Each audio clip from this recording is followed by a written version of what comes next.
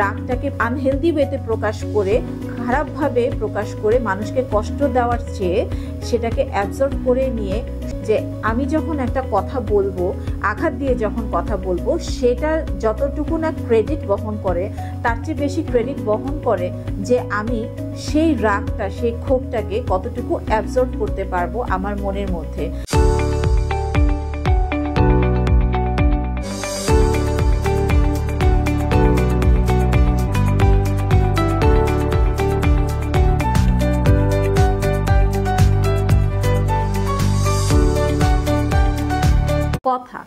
কথা হলো এমন একটা তীর, যেই তীর একবার ছুঁড়ে দিলেন তারপরে কিন্তু রিভার্স হয়ে আসার কোনো উপায় নাই। যেটা ছুঁড়ে দিলেন সেটা তো ছুঁড়েই দিলেন, বিদ্ধ করে দিলেন একটা মানুষকে। আপনার কথা বলার সময় আপনাকে মনে রাখতে হবে যে আমার লিমিটেশনটা কোথায়, কতটুকু বললে সেটা আমার জন্য সুইটেবল হয় এবং অপর প্রান্তের মানুষটার জন্য সুইটেবল হয়।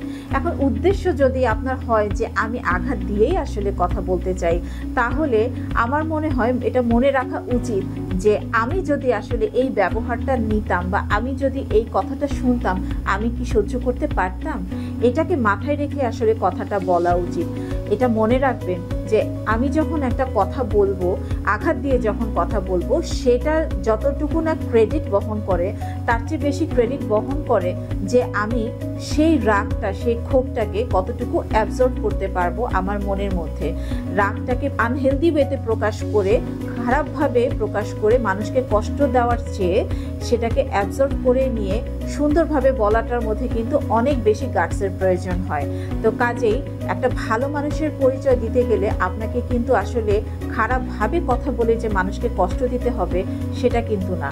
ভালো মানুষ আপনি তখনই যখন আপনি কথাটাকে নিজের মধ্যে অ্যাবজর্ব করে নিতে পারবেন এবং অপর প্রান্তের মানুষটাকে সম্মানের সাথে আপনি অ্যাপ্রোচ করতে পারবেন।